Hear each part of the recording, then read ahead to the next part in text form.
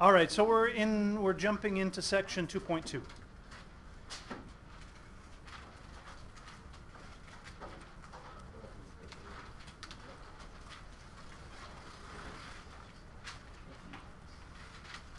we're going to talk about conditional statements. Now, anytime you're making a logical argument, in one way or another, you're going to be using a conditional statement. And in that riveting video that we watched on Friday, they used conditional statements quite a bit when they were talking about the ghost. They talked about an if and a then, that kind of thing. So anytime you're making a logical argument, you're going to be using conditional statements in one way or the other. If you're in a legal situation, that kind of thing, the conditional statements are going to be involved. So let's talk about what we mean. And a lot of times we leave off the word statement. So I'm going to put statement in parentheses. So a conditional is a statement with an if and a then. And we write in symbols P, arrow, Q. And we would read this if P, then Q. Or sometimes you'll see it as P implies Q. So for example, you might have something like, if you get an A on your test, then you get candy. That would be a conditional statement.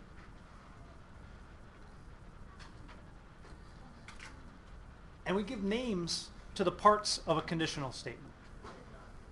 The hypothesis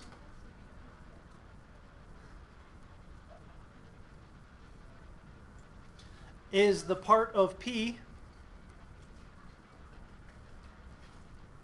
after if. So if my conditional statement is if you get an A on your test, then you get candy, the hypothesis is you get an A on your test. So we're using a hypothesis in a little different way than you use hypothesis in science. We're not saying what we think is true. A hypothesis is this part of the conditional statement. The conclusion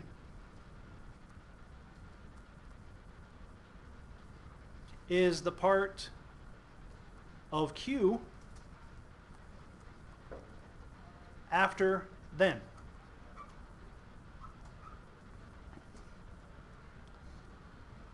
So if our conditional statement is if you get an A on your test, then you get candy, the conclusion is you get candy.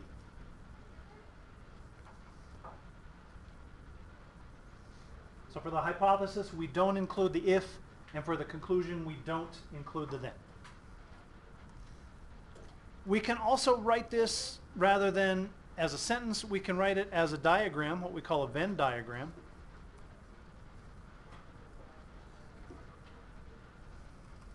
So my big circle would be Q, and my little circle would be P. And this Venn diagram means if you're in the little circle of P, then you're also in the big circle of Q. And that's what we're saying here. If P is true, if you know this, well then you have to, then Q is also true because you're still inside that big circle.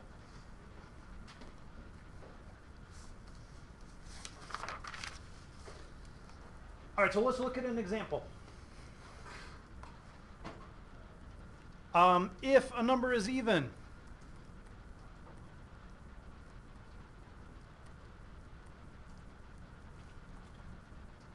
then it's divisible by 2.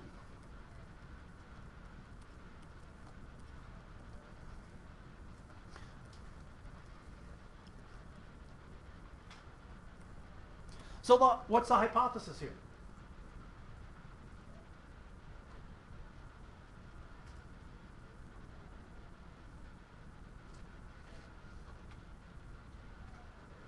So it's the first part, but we don't include the if. So what's our hypothesis going to be? Yeah? A number is even. That's all there is. If we want to know the hypothesis, our hypothesis is a number is even. And the conclusion. What's our conclusion here? Yeah? It's divisible by 2.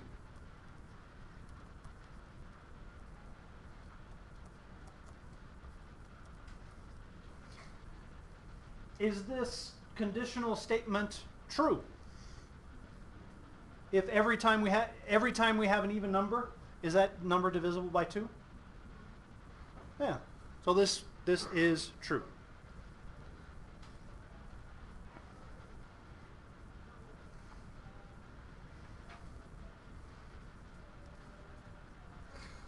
So we would call that a true conditional statement. And we'll go into a little more detail in just a second with that. Let's go the other way. Let's just, I'm going to say adjacent angles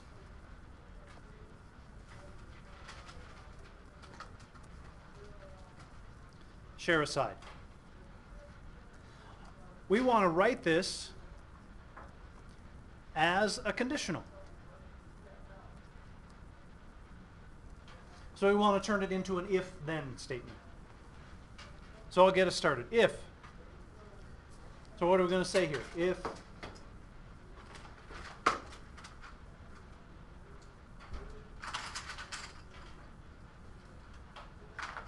yeah? We can say, how about if we just say if angles are adjacent?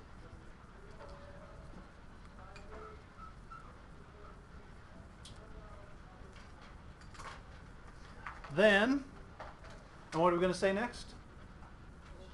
They share a side.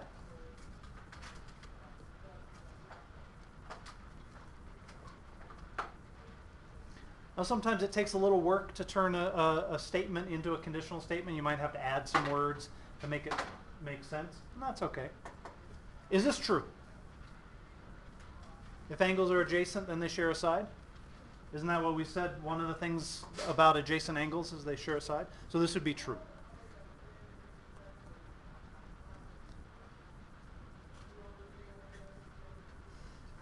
So when we decide if a conditional statement is true or false, what we're deciding, the way our book describes that, is the truth value. So conditionals have a truth value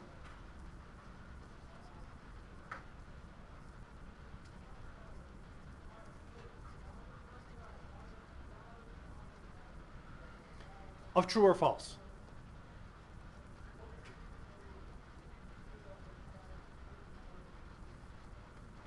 So when a problem or a question asks you to determine the truth value, they're just asking you, is this true or is this false? So I could say something like, if a number is odd, then it is divisible by 3. Is that true?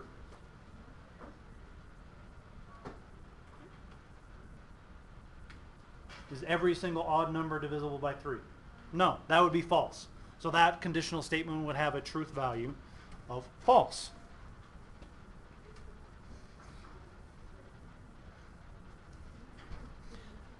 Conditionals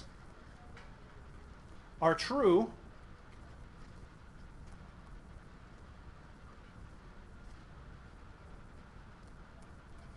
only if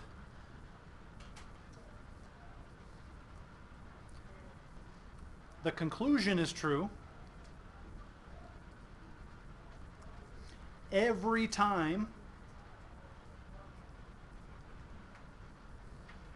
the hypothesis is true.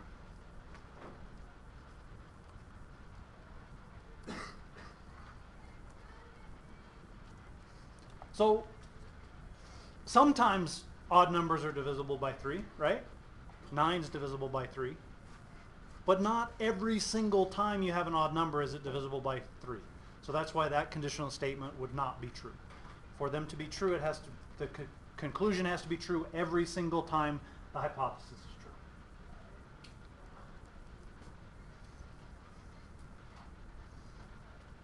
All right.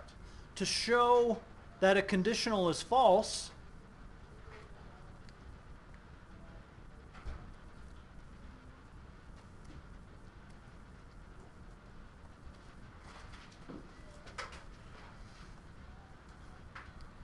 with a counterexample.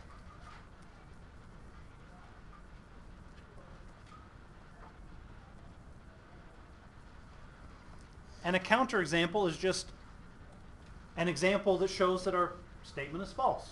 So if I said if a number is odd, then it is divisible by 3, what would be our counterexample to that? You just need an even number that's divisible by 3. So what's an even number that's divisible by 3? 36 or 30 or 18. Any of those would be a counterexample, and you just need one. So a counterexample shows that there's an even number that's divisible by 3. So our statement is not true every single time. So that's what a counterexample means. So let's look at a couple of, let's work with some of these. My conditional is going to be if you live in Miami, then you live in Florida.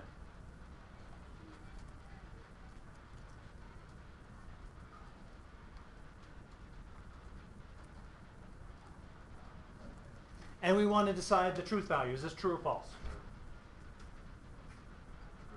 True? Yeah, we think. So generally we could say that's true, but I'm gonna put a question mark. What if I told you I have been to Miami, Ohio? Then it would be false, right? Miami is a little town in Ohio.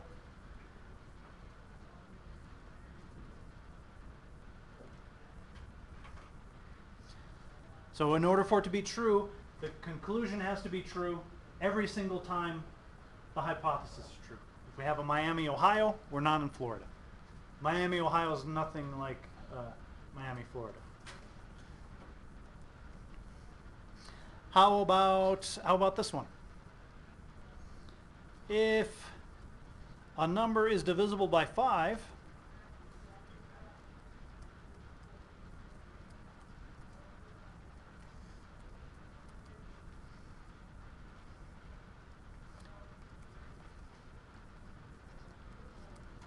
then it is odd. Is that true? No? What's our counterexample? 10. 10 is a great counterexample. So I'd say false. 10 is divisible by 5.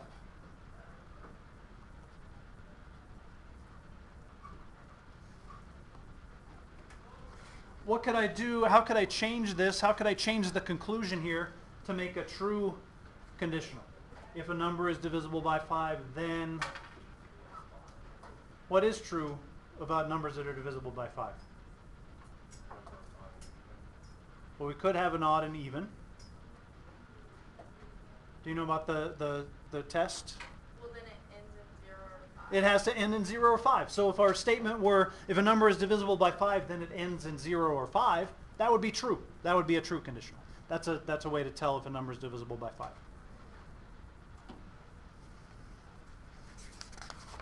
All right. Questions there? So finding a counterexample is a way to show that a conditional is false. Now sometimes the tricky, really tricky ones are when there's one single possible counterexample. Sometimes finding the counterexample is really hard. For most of the stuff we'll do, it's not going to be that hard. But finding counterexamples can be a little tricky. Because there's some things that seem they're true for a whole lot of things, but there's just one time when it's not. Sometimes finding that one time is difficult. All right, the next thing we need to talk about is the negation of a statement.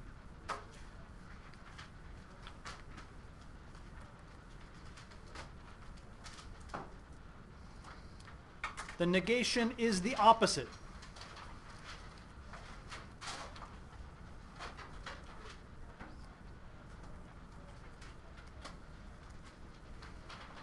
and we write with a squiggle P, and we read this not P.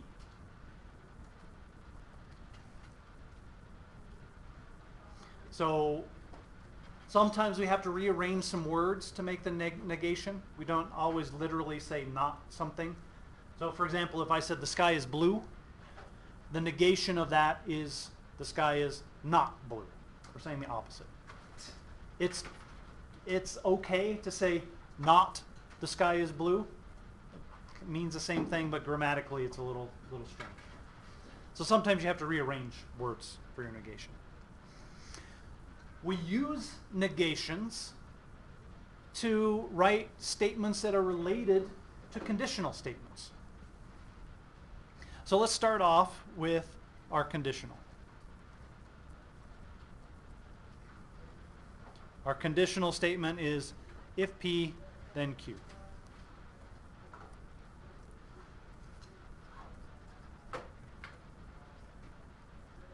I don't know why in logic they use P's and Q's, but that's kind of the standard thing.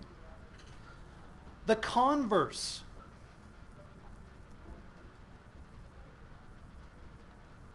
is we just change the order. So we switch P and Q.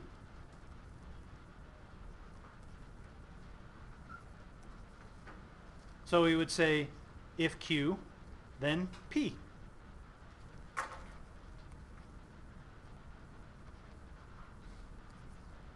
So to make the converse, we just change the order.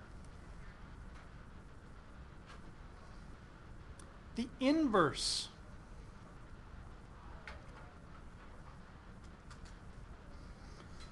we put not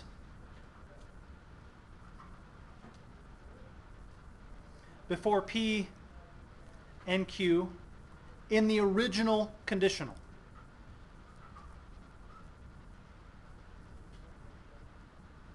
And the other way you could say that is you negate P and Q. So we would say if not P, then not Q.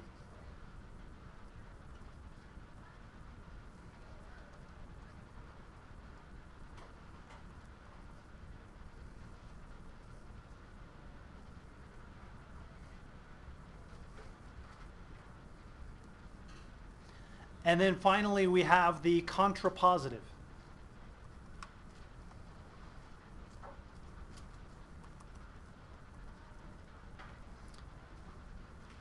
I like that. I like that word, contrapositive. For a contrapositive, we put not before P and Q in the converse.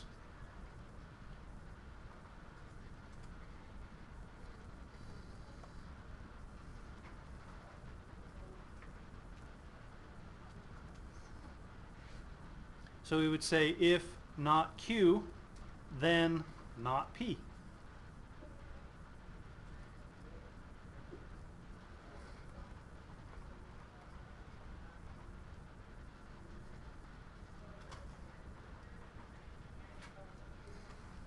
So we have our conditional, we have the converse, we have the inverse, we have the contrapositive. Now on the quiz or test, what we do is either on the board or at the top of the test, we'll write these things: conditional, if P then Q, converse, Q then P, inverse, and we'll write those symbols, so you don't have to memorize how those things work. They can be easy to confuse if you're not familiar with them.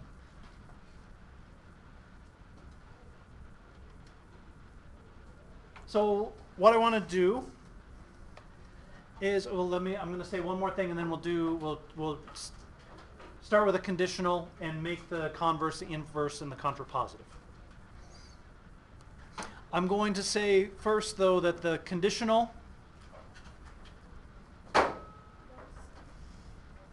and the contrapositive are equivalent.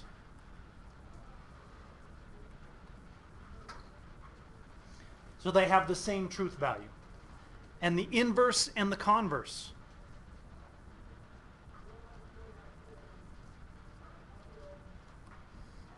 are equivalent. So they both will have the same truth value.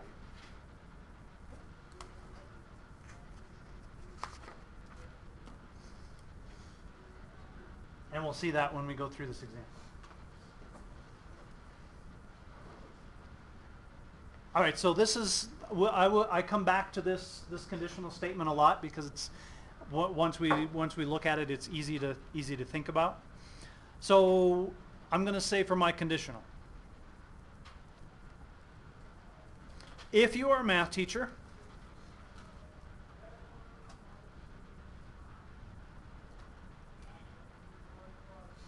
then you know algebra.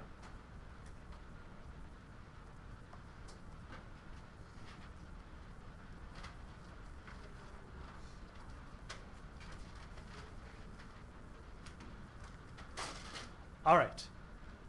So is this conditional statement true? And I'll tell you, just if you're not sure, in order to become a math teacher, you have to pass a test where you do have to do algebra. So at least at some point, those math teachers knew some algebra. So we're going to say this conditional statement is true. If you are a math teacher, then you know algebra. Now, in the last class, someone said, well, elementary school teachers don't necessarily need to know algebra. Well, elementary school, you don't really have a math teacher in elementary school. And it would be, and those teachers, the math teachers in elementary school have to pass the same kind of, similar kind of math test. So we're going to say this is true. If you're a math teacher, then you know algebra. You definitely should know algebra at least. All right, so let's make the converse.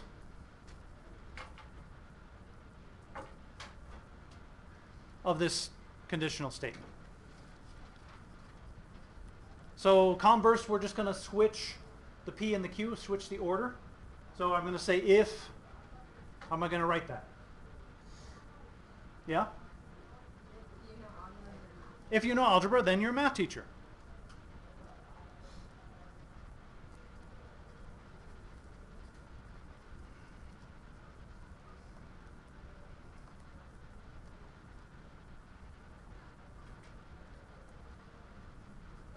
Is this true?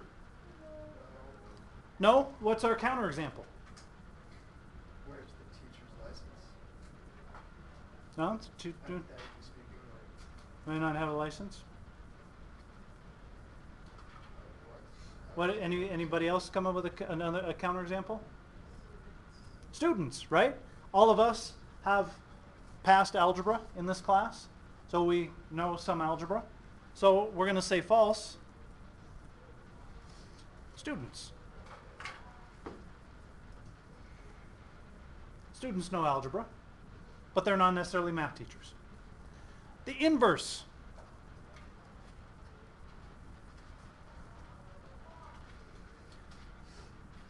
So we're going to take our conditional statement and negate both parts. So how would we negate if you are a math teacher? If you are not a math teacher.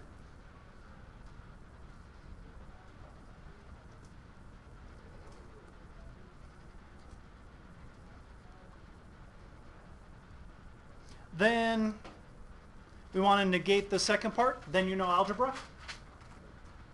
Then you don't know algebra.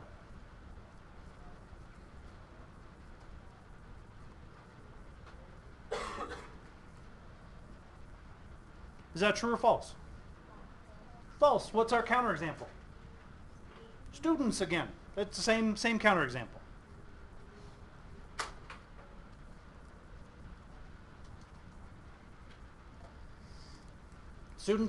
Students are not math teachers, but they do know algebra, some algebra.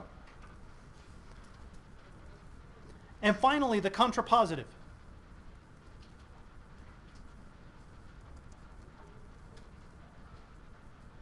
And notice I said the converse and the inverse are equivalent.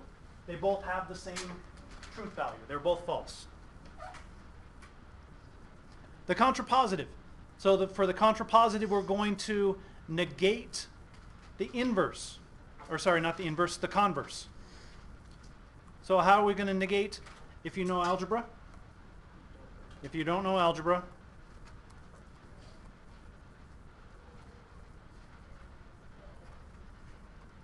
then we're going to negate you're a math teacher, then you are not a math teacher.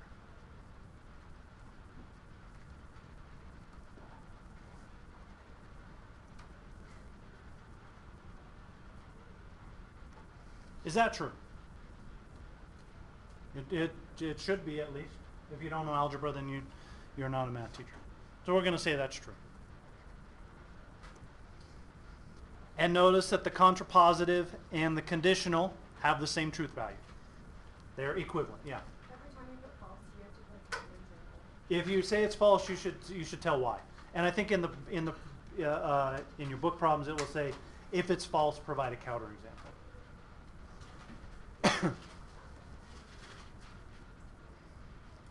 All right, so we good there. Changing a conditional statement and changing around converse, inverse, contrapositive. Okay. One thing that I want us to be careful with, it's one of the easiest mistakes to make when you're using logic. The converse of a conditional is not necessarily true.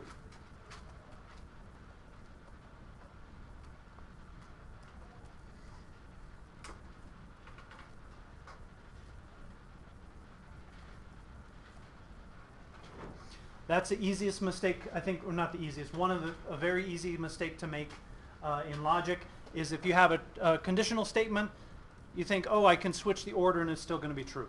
And we saw that with the last example. If you're a math teacher, then you know algebra. If you know algebra, then you're a math teacher is not necessarily true. So be careful of that. It's easy to want to just switch the order and say that's true. That's probably the most common mistake in logic. All right, questions? Okay.